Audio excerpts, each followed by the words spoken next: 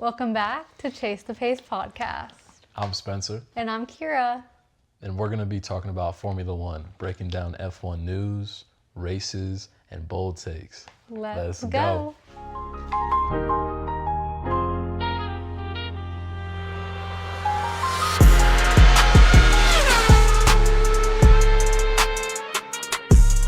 Okay, so first we have qualifying. Finally, a race with no sprint. I mean, yeah, we're not even used to it. It feels almost boring in comparison. Yeah. So qualifying, wasn't all that interesting, but in Q1, something's got to happen. Gabriel crashed into the Nouvelle chicane, but he advanced to Q2 because his lap time was good enough, but he technically was out in the Q1 session. That's not the first time that happened to Gabby, where he's gone to the next qualifying session, even though he's obviously done. Yeah, he's not going to make it, Yeah, so that was the first biggest thing. Mm-hmm. And then out in Q1, we had Ocon, Checo, Behrman, Bottas, Alonso, Stroll. I don't think anyone is too surprised by that. I'm interested to see the fact that a Haas is all the way down in Q3. I'm sorry, Q1. Ooh. Both Haas's. Both Haas's. Typically, it's only I feel like we've seen Esteban always typically out in Q1, but now Ali too, you're supposed to be working for that Ferrari contract, man. You're supposed to be beating out Lewis. Charles got the extension. So he's definitely not replacing Charles. No, you're not. That's their Jesus, their golden boy. Yes. So then out in Q2, obviously Gabriel started P16. Then we had Albon, Sainz, Hülkenberg, Colapinto, and Lindblad. Now, we actually have two Williams out in Q2 instead of Q1. Upgrades, y'all. So there's some improvement. Sounds like promotion. Exactly. So, but both Audis out in Q2. They've been a little bit on the struggle bus. We'll get to that at the very end, but Audi's definitely in the dumps, though. The reliability is not at all where they want it to be. And they're kind of in the bottom three right now, to be honest. Yeah. Even though they still can do qualifying sessions like this and be competitive. Yeah. But overall, as a team, the drivers are there. I don't think the car is. Yeah, exactly. It's proven to be a major problem. Yeah, it's just reliability issue after reliability issue, and that is why Audi has a solid, 2 points? Mm-hmm. I think they would definitely have a lot more points if it weren't for the car, but. Yeah, because the drivers are really proving themselves, but they're not even getting the chance if they can't finish a race. Or even start a race. Or finish qualifying. Yeah. Well, I must say, I think it was Gabriel's issue crashing. Yeah, no, that is his fault. Yeah. So then in Q3, we had Liam Lawson P10, Pierre P9, once again go Pierre. There's an Alpine in Q3 again. Lando P8, Oscar P7, George P6, Isaac P5, Charles P4, Lewis P3, Max P2, and of course, no one is surprised, Kimi P1. Now, I will say, the two things that I noticed from this, especially first thing, the Alpines. We're so used to having, at least in recent times, Colapinto being ahead of Gasly, especially after their most recent upgrade. This is the first time in a couple races that Pierre out-qualified. Yeah, exactly. And we expect that from him, but he's finally bringing that performance back to Monaco. Yeah. And the other thing I noticed too is especially Max coming in P2 to Kimi. Now, so far, the margins in qualifying have been insane. Yeah. Lando was the only one who got somewhat close to the Mercedes, and that was in a sprint qualifying session. And then when it came to the real qualifying, he was way off what the Mercedes target was.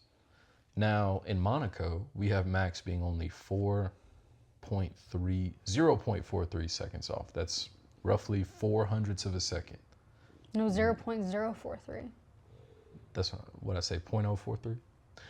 Like she said. 0.43. Not 0.4, so 4 pretty hundredths. much 400ths of a second. 1/25 of a second. Yeah. And he's only that far behind. And if you look at the constructors, it makes it seem like Red Bull is the fourth fastest car. Yeah. Only being 4,000ths or 400ths. Jesus. It was pretty impressive, though. Yeah, it's very impressive to see. Well, from George, Max. his teammate, is P6. That's a problem. That's a Mercedes problem. I'm a hearing George problem too, honestly. I think he struggled all weekend. I feel like the fraud George Russell alerts, they're just coming in from all directions. Everybody's saying George Russell might be a fraud. Poster child turned clown. I mean, like, his season is going from bad to worse. Like, this is a diva villain arc right here that we're watching. Yeah. Ugh. Honestly, not bad from Lewis or Charles. No. Great job, Ferrari. Keep doing what you're doing. P3, P4. Honestly, Charles, so he was the last person on a lap in Q3. He was already P4, but he crashed into the wall, hit the wall. Well, he didn't crash, but he hit the wall pretty hard, and then his lap was cooked at that point. Maybe if he didn't do that, he either potentially could have improved Yeah, I mean, to a higher position than P4.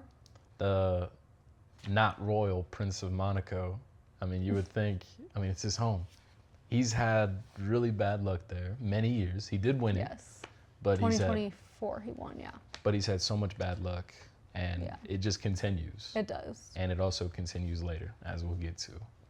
But that is really sad to see him miss out on a potential podium or even a pole qualifying position. Yeah. Just because he couldn't keep it on track. Exactly. Come on, man.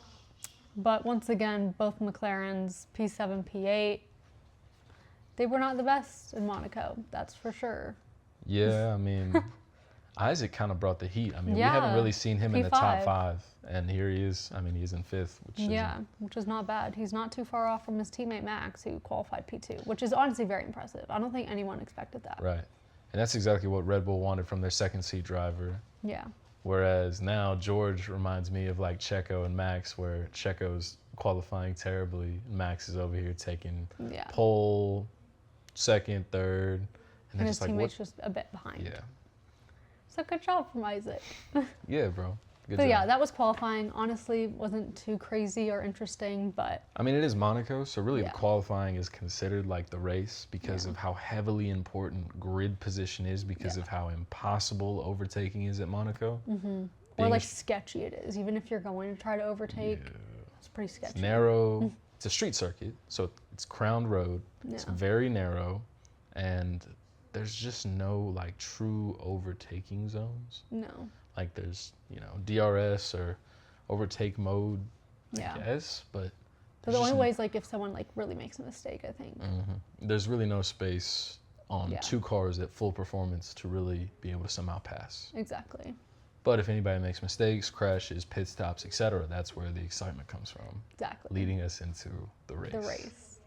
Now, for the race itself, and surprisingly, it was a lot more interesting than it led on to be, or it normally is. Honestly, I think probably the most interesting Monaco Grand Prix we have had in a hot minute. Except for, well, I don't know, Charles winning. But that was just good for him. But like nothing crazy besides what was going on. Like this. Throughout the race, there's action. Except between laps like 1 and 28. But to start us off though, Max Verstappen, after talking to Kimi and all these press conferences, Kimi being like, hey Max, big pop on the grid, can I get some advice? Oh, hey little buddy, yeah, you need to wait when the lights go off, wait a second. Yeah. He said those words verbatim in a press conference. And then Lewis was like, well, wait too, because I'm a position behind Max. So they're all smiling, laughing, ha ha, old heads, just got a podium. They're having a good time with the little Kimi. Well, Max, being the great driver he is, stalls on the grid. Like when lights go out. Yeah. He's in P2. He's at the very front on the left side. He's blocking everybody. And remember, how no one even crashed into him, which was kind of impressive. I mean, this is Monaco, a tight circuit, and no one crashed into him. Like that alone was a miracle in itself. Yes. I think Esteban and Ollie got in a little scuffle though. There was some front wing damage to Ollie, but nothing really that broke up anybody's race except for Max himself. Yeah. So after making those bold comments about waiting a second at the grid, he's the one waiting at the grid. I mean, the irony kind of bites you in the ass sometimes. Karma. And so GP, his race engineer, hops on the line and he's like, just bring it home, Max. I mean, you could just hear the disappointment, the sadness in his voice. Like, he didn't even specify the pits. He didn't even specify, because normally bring it home means, just guide it safely around the track, finish the race. Yeah. Nah, he was not finishing the race. He was like, just make it the whole lap around and come pit, and we're He was done. talking about bring it home to his Monaco apartment. I mean, Jesus. Max is over here pointing out where his apartment is to a couple of the other drivers on TV. He's like, yeah, guys, if you look right there, just below that potted plant, yeah, the window right below it, that's me. Yeah, he literally went home. He did his post-race interview during lap, what was it, 19? 16. 16. He actually went home. I mean, honestly, I would too. I would too. He's not like Iceman, but... He's like, yeah, I just live like 500 meters away. Why not, bro? And honestly, the only reason why he was able to get moving was because of his battery. That is true. I didn't even mention. If it weren't for that, it probably would have been a safety car. Yeah, definitely, because he wouldn't have been able to move his car. But thankfully, it was an engine failure, but his battery was still able to kind of just race his car to the pit lane. So he was the first culprit of the Monaco Grand Prix. One body. We'll continue that count in a minute. So, fast forward a little bit. Wasn't too interesting from there. I mean, Pierre did overtake Lando in lap 1. Yeah. So that was pretty cool. It was cool. But let's just fast forward to lap 28 because it was pretty much a snooze fest with everybody just training right behind each other. Nothing crazy. However, Kimi, in the span of 28 laps, he did create an 11.4 second gap with Lewis running in P2. Which was pretty impressive. Yeah, I mean, he's gaining 0.4 of a second a lap on average. Yeah. That's brutal. I mean, I know Lewis's tires were going a little bit. Mercedes, great car, the best car on the grid, but still, I mean, that's a lot. You have a second-year driver versus a 7-time world champion, and you have created an 11.4 second gap. And you're boasting about all of these improvements and these different things, rear wing tryout, this, that, and the other. 11.4 seconds in 28 laps. Yeah. Excuse me. Yeah. And at one point, like, the gap grew so much that he literally had a free pit stop. Wow. I don't know if that speaks to everybody else being a bum or Kimi just being the new GOAT, apparently. And obviously they are the best drivers in the world, so they're not bums, but Lord have mercy. This kid is ridiculous. Kimi makes everyone look like they're in their rookie season. His Kalshi odds are crazy. The fact that a 19-year-old has a 75% chance after, 6 rounds to win the drivers? Insane. Yeah. Back to the actual race, though. Yes. So what happened to Ollie Behrman on lap 27? So he had a brake issue and a front wing issue due to a collision with his teammate on the opening lap. So his car was cooked, retired the car. There you go. Pretty simple, nothing crazy. I mean, he started in Q1, so he started kind of back on the grid. Yeah. So inconsequential, really, to the front of the grid. And Valtteri Bottas also DNF'd on lap 15. But also, I think there was an issue with his brakes. But once again, we don't really care. We don't really care. No. Sorry, my favorite Finnish nudist. If you were able to score points, we might actually have your name in our mouths. But y'all really aren't doing a whole lot right now. And as much as I want to support They're still praying for grace. I want to support the American home team so bad. Because there's no true American team except for Cadillac. Haas is American owned. No, it's not American. But damn it, Cadillac, come on, y'all. Anyway, I'm praying for grace for them. That's for sure. Yeah. So then next up, George. On lap 34. He's the first one kind of in this slew of cars to pit, but he's the first one in the top to pit. Yeah. He ends up copping a 5-second penalty for speeding in the pit lane. Yeah. And the strange thing is this wasn't just a one-off either. Lewis got one. George, of course. Oscar, a lot of people got one. Pierre got it twice, and Franco got it as well. And so this ended up being an issue because the way that the FIA, because there's now 11 teams instead of 10, they had to adjust the pit lane a little bit, even though they can hold that many teams and drivers. They just adjust the pit line, where they measure the pit entry lane or the start of the pit lane, basically. So long story short, they measure average speed, which means that in a certain distance, how fast do you cover that distance? Yeah. Like average speed is the change in distance over the change in time. A little physics for y'all, okay? Now, the problem was where the detection point was with all these drivers that copped this penalty. Yep. They would cut across where they were supposed to be, and therefore it'd be like kind of over Cadillac's line. Right. Like in their pit area. Exactly. And they were covering that distance, that same pit distance, but they were covering it in a quicker time because they took a shortcut. Now, in terms of speed, it was 0.1 kilometers per hour difference. Yeah. Marginally nothing, right? But still. But they all get 5 seconds because they're speeding in the pit lane because they're covering that distance in a faster time. It's really weird. Like, I personally don't agree with it. I understand why they're doing it. Yeah. I understand why they have to enforce it, but... A lot of people got penalties because of this. Yeah. I don't think we've seen this many penalties, like, ever in a Monaco Grand Prix, or honestly, in a Grand Prix in a long time for speeding in the pit lane. Right, and the same penalty for all these drivers. And, I mean, Pierre getting it twice. Like, bro, you didn't learn the first time? Like, take a different line.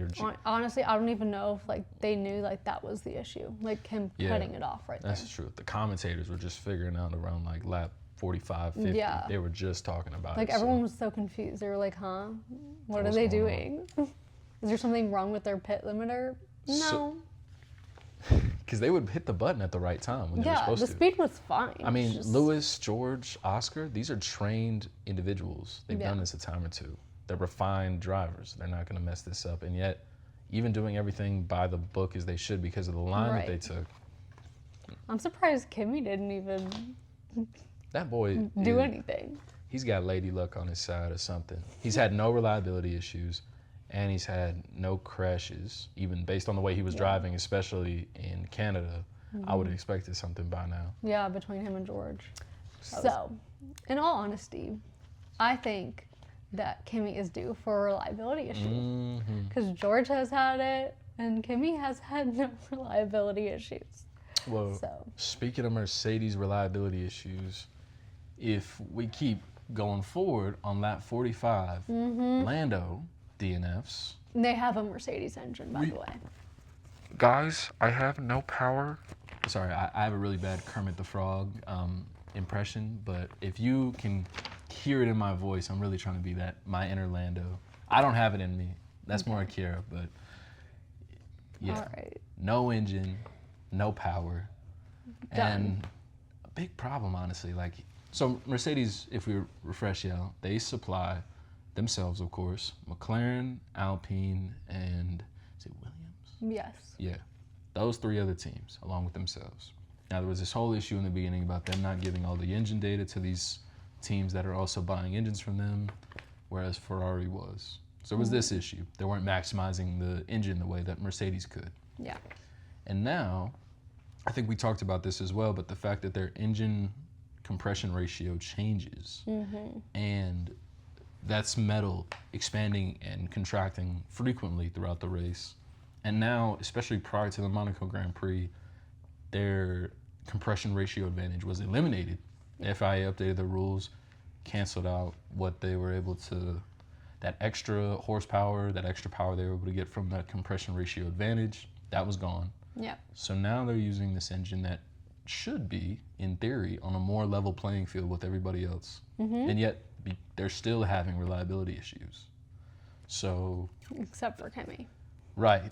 That boy is so lucky. Yeah. He's due for it, y'all. He's due for it. Wait till we get to bold predictions, because I know he's due for it. George had a reliability issue in Canada.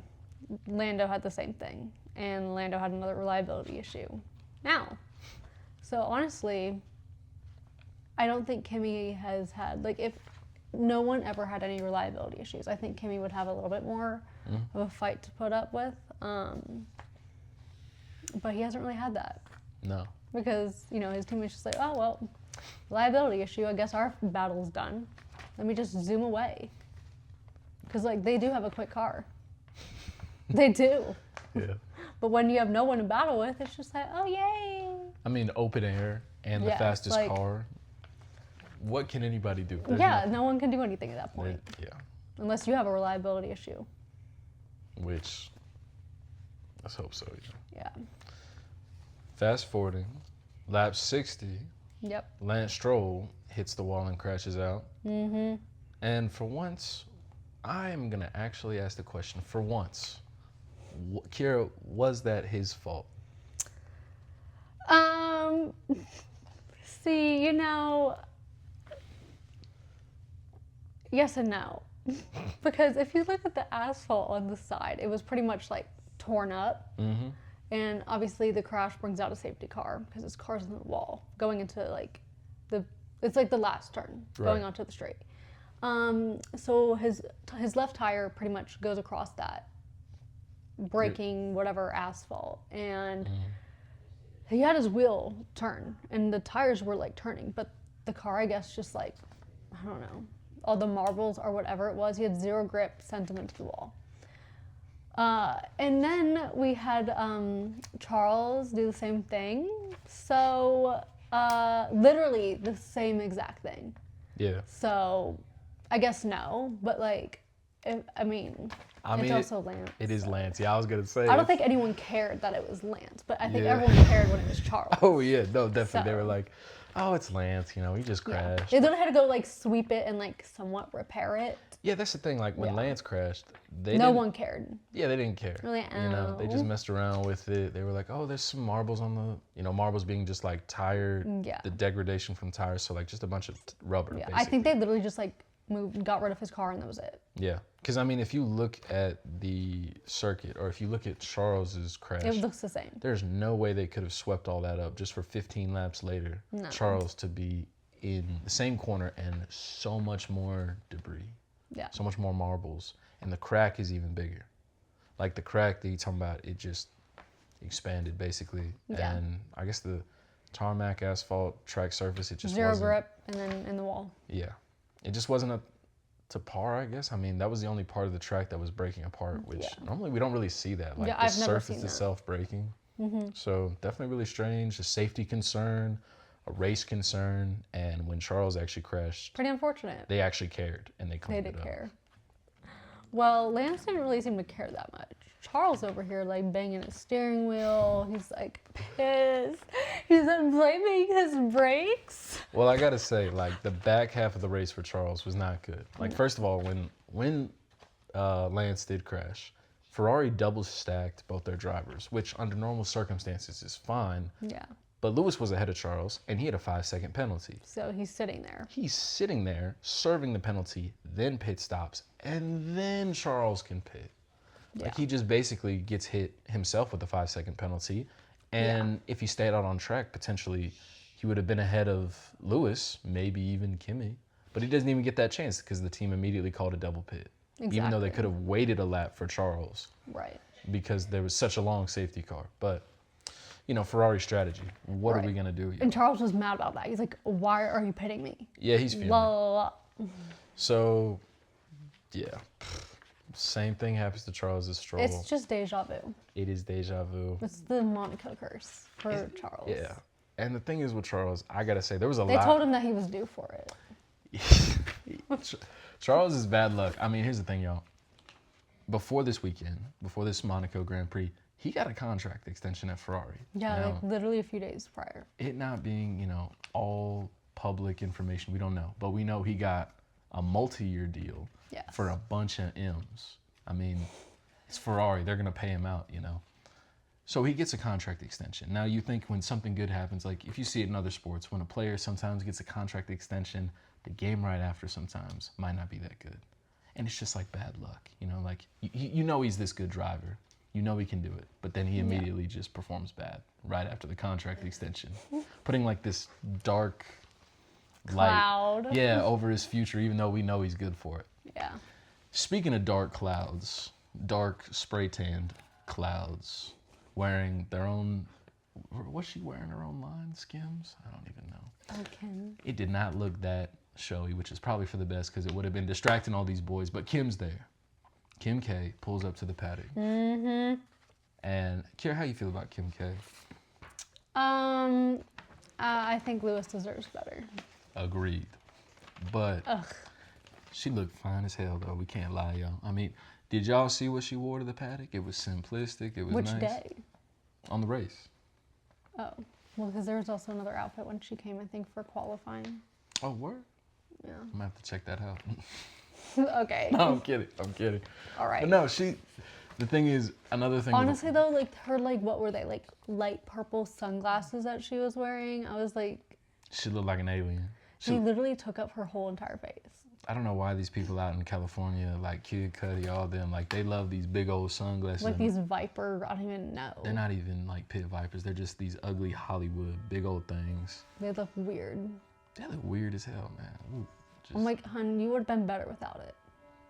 Yeah, she looked nice without them on, you know, but what are you going to do? Anyway, one thing about... Oh my gosh, someone put on TikTok, so right when the race was done, Lewis goes over to Kim and, like, gives her a kiss on the cheek. Now, the F1 camera did not show any of us that, right? But a fan that was, like, up there in the garage area, they got that on video and put it on TikTok, so that is tea. I mean, yo, we know they're cracking. Like, what's the big deal? Yeah, if like, they everyone kiss, knows. You know, all right. But it to really actually wasn't anything crazy. right, but to do it in public though. And this is Kim's first race, like going to a race that Lewis is at. And yeah, they're stepping out now. They're stepping out. They're really trying to come in this public eye. I mean, after the whole Coachella thing with them. Oh yeah. And then they were spotted again. They keep getting spotted. They were spotted, I think, in like Japan too, but she didn't go to the race. Spotted in Paris. I mean, these are famous individuals. You think they're not going to get spotted? So I guess they finally just had enough of it and came out and said it. I did see something on Twitter or X about her wanting a child with Lewis, and I really, really hope that was AI. Like, yo, I pray that was AI. Please, Lewis. Bro, please, whatever you do. Like, he is way too good for her, honestly.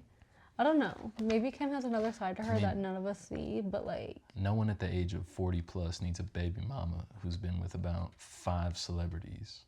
I mean, this just seems like a recipe for disaster. Yeah.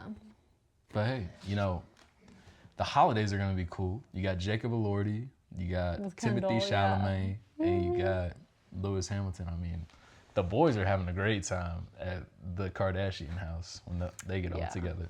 I still think it's actually hilarious that Timothée Chalamet is dating Kylie Jenner.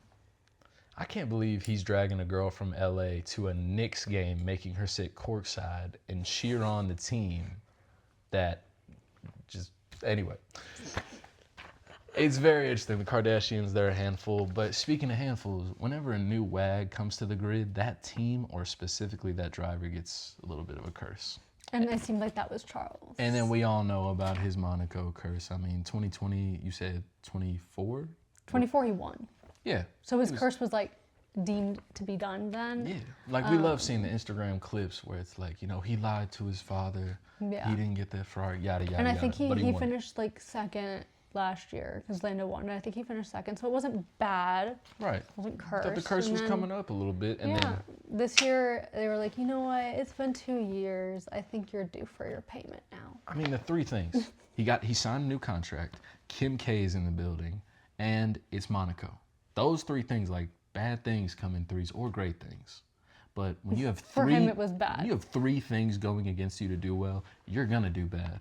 And what happened with him, I mean, you know, it was right after the race restart. It was genuinely, like, cold tires. And he was complaining about his brakes. Yeah, I guess the whole weekend it was a bit of an issue. And I guess they have a solution to, like, these new brakes. But I guess he's not used to them. So I think he'll be bringing them to Barcelona with him.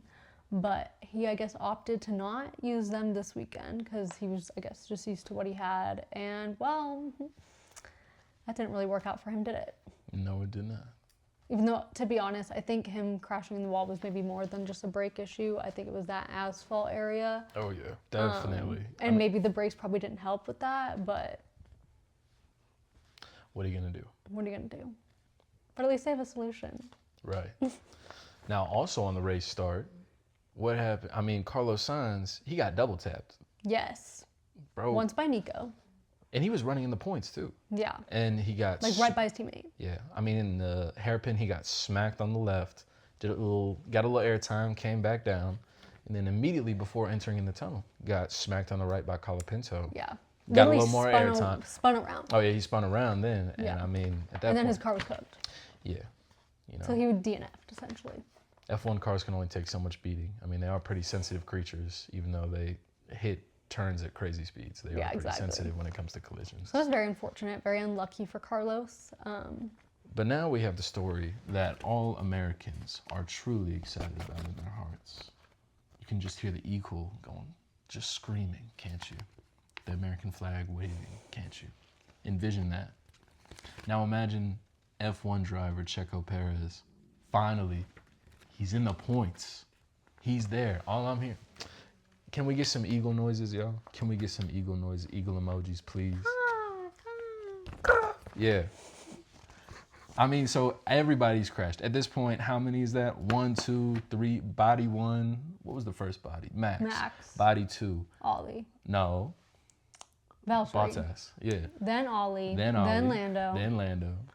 Now Carlos. Did we miss one? I feel like we're missing one. Isn't it? Lance. Oh, yeah. Of course we forget about Lance. So that's 6. And then Charles, he's down. So that's 7. 7 people. So, you know, the grid is only 22 folks. P10 is the last points position.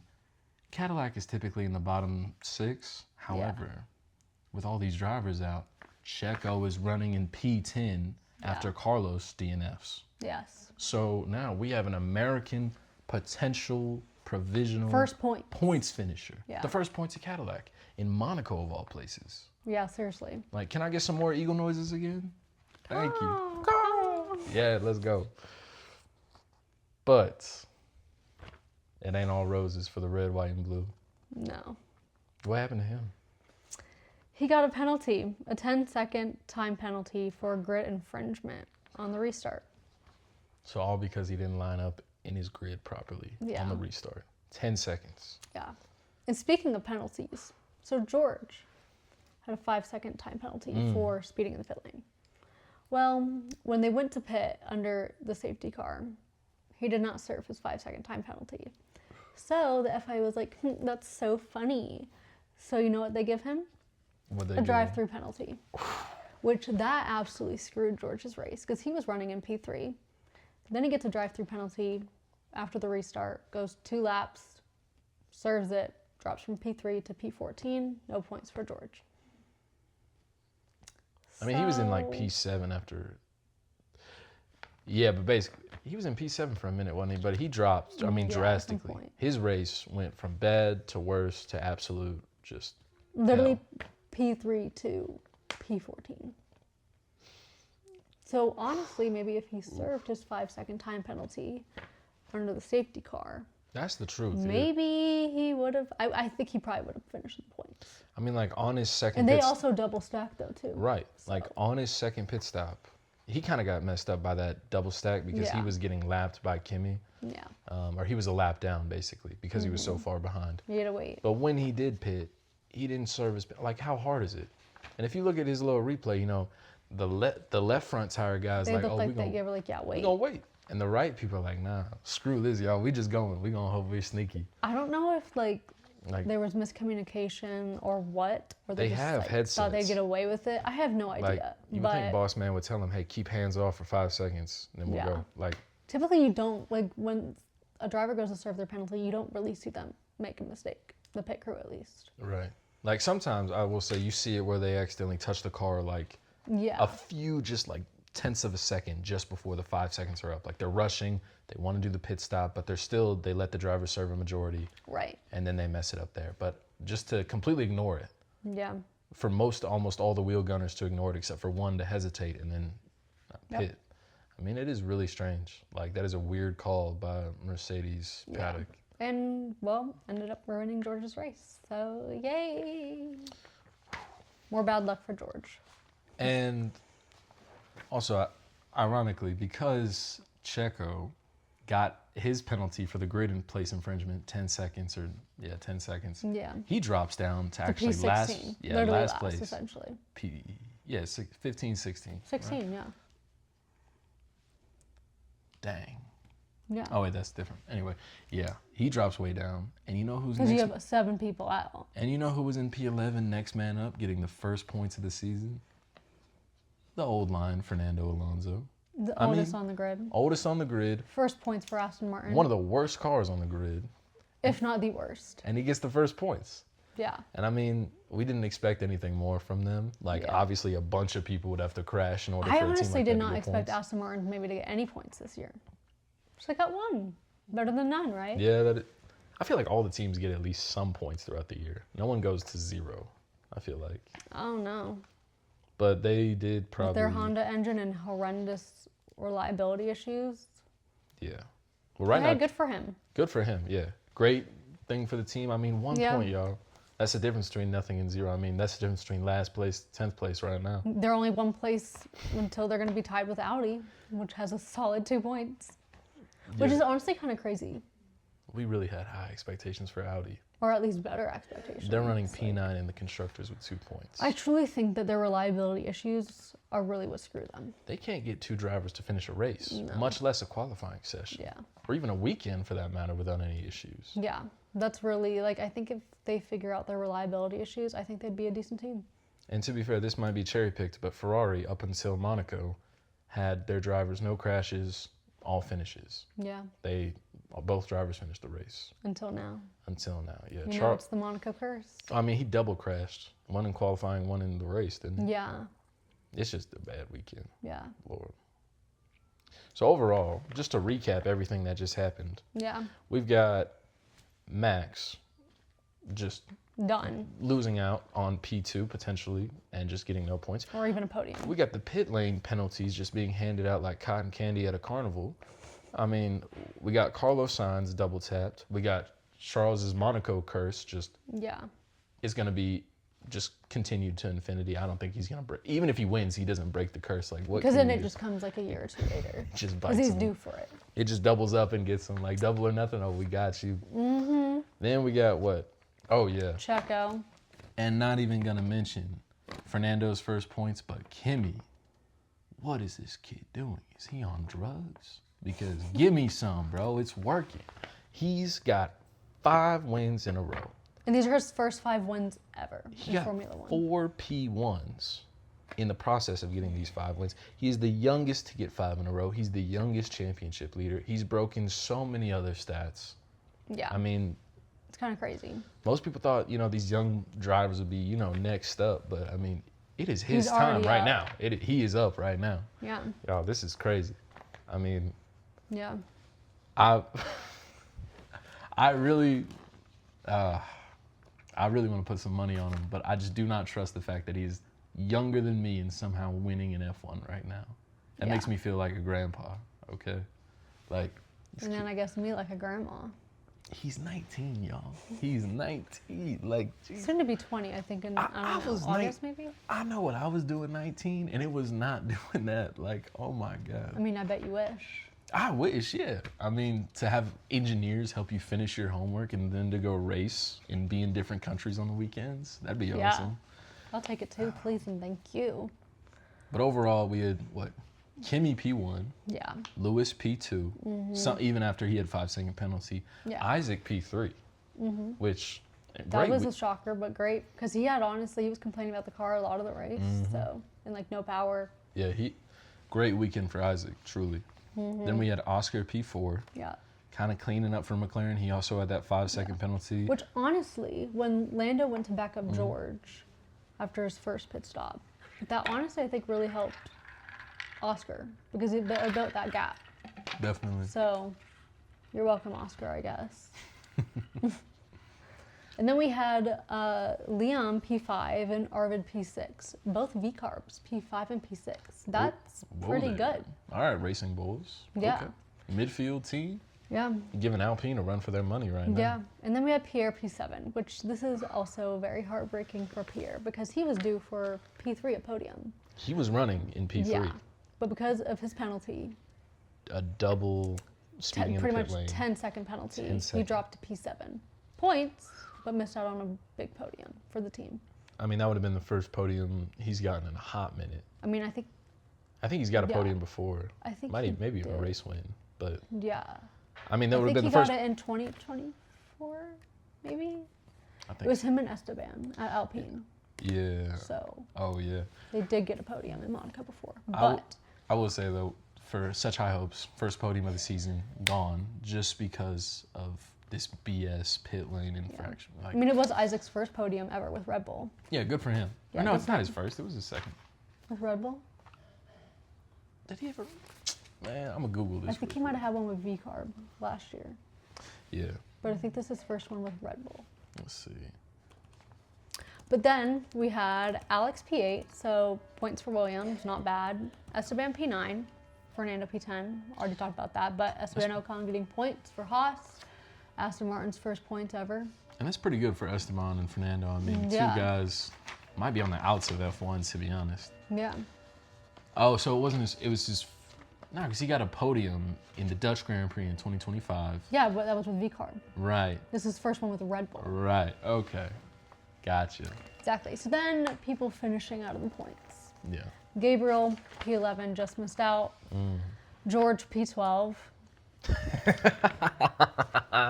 Sucks terrible. To suck, big diva.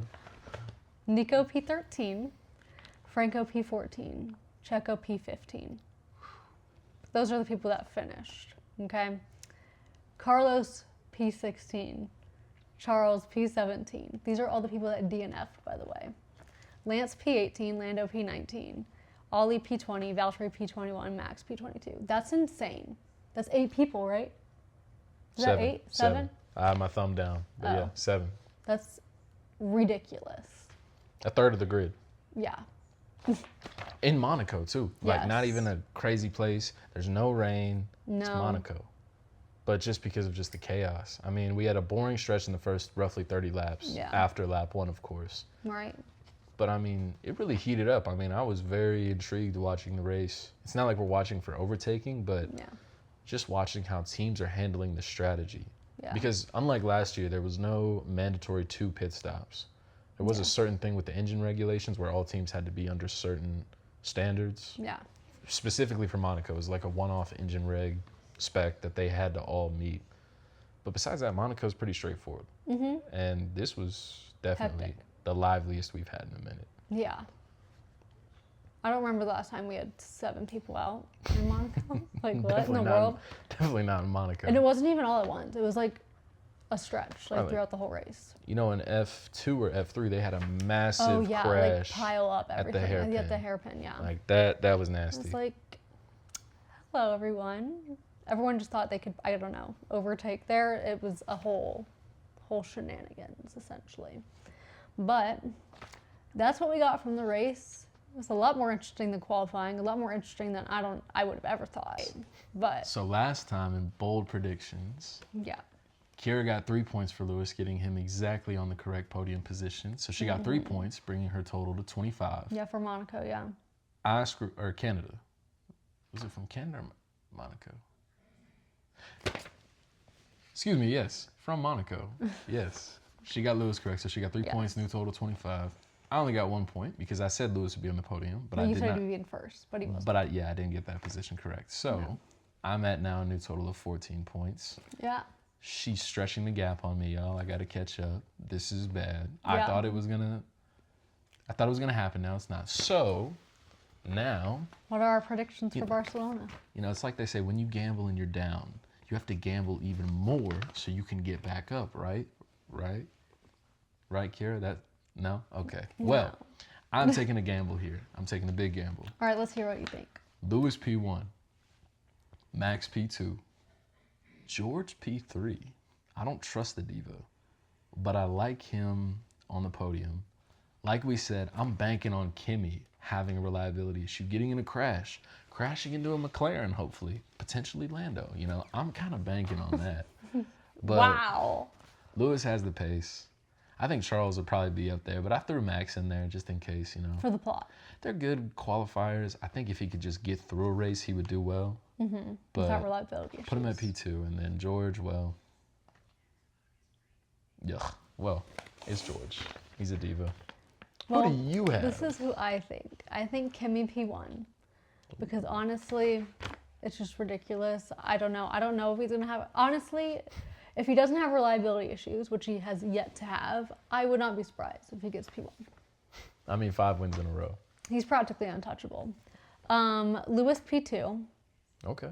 And then I think Lando P3. And once again, hopefully he doesn't have any reliability issues. But that's what I think. We'll see. Basically, I need Lando to crash into Kimi or vice versa. Please.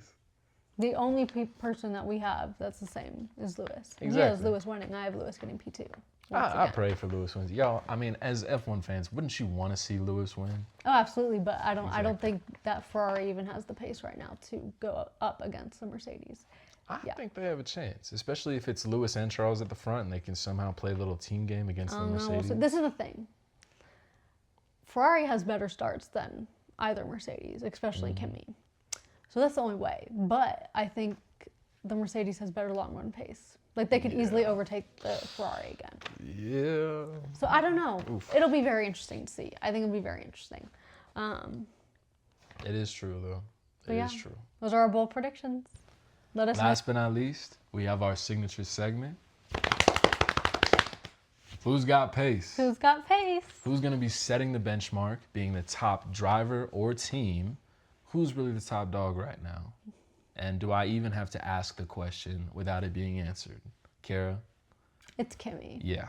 I mean, It's Kimi, yeah. I mean, he's definitely setting the pace. He's breaking records, y'all. 5 wins in a row. A lot of them. Yeah, it's ridiculous. At the age of 19. Yeah. So there's enough said for that. I don't think we need to say anything else. But for the midfield, I think V-Carb. Oh, yeah. Finally, we're not saying Alpine. No, I mean, they're heating up. What did you say that was? P5 and P6, right? P5. Yeah, P5, P6. Yeah. Arvid right up there with Great Liam. points for them. Consistency, both of them right up there. Definitely propels them. They're, I think, 2 points right behind Alpine. Alpine being at 41, V-Carb being at 39. It's great to see some competition in the midfield, and they had a great Monaco Grand Prix. So definitely setting the pace. For sure. Then who do you think, Spencer, is chasing the pace? Well, I think Ferrari, especially Lewis right now. I mean, he is just there. He's P2 finish. P2. He got P2 last race. I mean, that's why I'm betting on him getting the win. He's on the cusp of greatness at Ferrari. Y'all just don't know it yet, but he's right there. But he's definitely chasing. Isaac too. Great performance. Great Even race. with like issues. Yeah, the day. I mean, he had a foul attitude. He wasn't the happiest. That's not the way you want to get P3. It's not the ideal way, but he got there. He got the points. And he had a great race overall. Yeah. He fought adversity and he still got there. So a great job. And rounding it out, Oscar. After the start of the season, not even starting in 2 Grand Prix to now he's at least finishing races and his teammate isn't. What are you going to do about that? Because of, once again, reliability issues, which honestly, I think that's been a big theme this season. Reliability issues. I mean, the new engine regs, a lot of new technology. They're not used to it yet. Yeah. New teams as well. I mean, reliability issues is definitely the buzzword of this season. Yeah, for sure. But those 3 are definitely chasing the pace right now. For sure. Who is setting the pace and therefore... You mean losing the pace? Who has lost the pace? Oh, yeah. And therefore needs to pray for grace. There's a reason why she always introduces that and I don't. As case in point. But so, Cadillac. Yeah. I mean, I probably would have maybe not said that if Checo did not get his penalty. Yeah, honestly. But Cadillac once again, and then Audi, because they once again were out of the points. Just barely. Like, literally, Gabriel finished P11, Nico P13, but still out of the points. They have a ripe 2 points right now. I mean, they seem so competitive on track. Right. Like, you would think they would have more than 2 points at this point. They don't. And I think it's literally because of, once again, the theme of this season, reliability issues. So, definitely those 2 teams. And then George. George needs some prayers. Definitely. And so does Charles. Oh, well, yeah. After Monaco, he always needs like some rest and relaxation. I mean, it's always a bad time for him. Yeah. But definitely George, though. I mean, he might actually need extra prayers. I mean, he was supposed to be the king of this season. Yeah. Odds were in his favor, which isn't, that's the first time for George Russell. Yeah. He's supposed to be the top dog in a team that Lewis, moved away from, and he's inheriting it. Yeah. He's been in the program for so long. He's got the car. He does. He's got a great teammate, but the problem is... He has reliability issues. And yes, yeah, he's got reliability issues. The theme of this season. I mean, Canada... Kimi is really due for one. Yeah, he's so due for one. Like, why do you think Seriously. I'm not betting on him? But yeah, I mean, we talked about... I mean, all these other people with Mercedes engines are, DNFing. It is only a matter of time before Kimi's engine goes as well. I agree. The other thing, too, is, I mean, George's teammate, he's in the perfect situation if his teammate wasn't so good. Right. Like, Kimi is a superstar in the making. Yeah. And if we're Kimi really had seeing reliability issues, like say Kimi had reliability issues in Canada, who probably would have won? George. Right. Well, yeah, if the reliability issues were reversed among teammates. Yeah. George definitely on that winning Exactly. But no. I mean... So I would like to say, as great of a job as Kimi is doing, Mercedes has a rocket ship, which also probably makes her life a little bit easier because the biggest competition is between themselves. But Kimi has been very lucky. He has yet to see bad luck, aka reliability issues. I think he's due for it. AKA, those are literally his initials. That's hilarious. Are they really? Yeah, Andrea Kimi Antonelli. The more you know, F1 fact. AKA, reliability issues are coming for you. Hopefully not you personally. You know, your car is hopefully a nice, reliable car. It's been very nice to him so far. But yeah, no, Kimi's... That's why he was like literally like bowing down to his car, like, I don't even, like hugging his car. You better be thanking that thing. I agree. I mean... It's a saving grace. What are you going to do? That's all we have to say for that. The kid is insane, yo. Yeah. But I would like to see a different winner. The one thing I will say, though, is I love seeing all the diva faces from every Grand Prix weekend that George Russell pulls. Yeah. I mean, the first one, him scowling with this ridiculous middle part of him just scowling and looking so sad. Then there's one at Canada of him looking through the fence and it looks like he's in jail after he crashed. And then this week... he also had a little bit of like, a little pity party for himself. He felt like, maybe it was like a little terrible two moment. He literally chucked his headrest and got a 5,000-pound fine, I'm pretty sure. Oof. So George has been giving us diva attitude. And honestly, I'm kind of here for it. I love to see him lose, yo. That's the best hate watch in the game right there. That and maybe watching, Jesus, who was it? Who the Spurs just beat? The Thunder. Hate watching the Thunder, yo. If you're tapped into the NBA Finals, Knicks winning, I want to see Side Talk NYC. New York is going to explode if the Knicks win. But that's completely unrelated. That's different sports news. Exactly. But that's it for Who Got Pace. That is it for Who Got Pace. Let us know who you think is setting the pace, chasing the pace, and who has lost the pace and therefore needs to pray for grace in the comments below. That's it for episode 9 of Chase the Pace podcast. In our next episode, we'll be looking ahead to the 7th race in Barcelona. Yep. So thanks for listening. Make sure to follow us on Spotify, YouTube, and all of our socials linked in the description below. Until next time, I'm Spencer. And I'm Keira. And this has been Chase the Pace.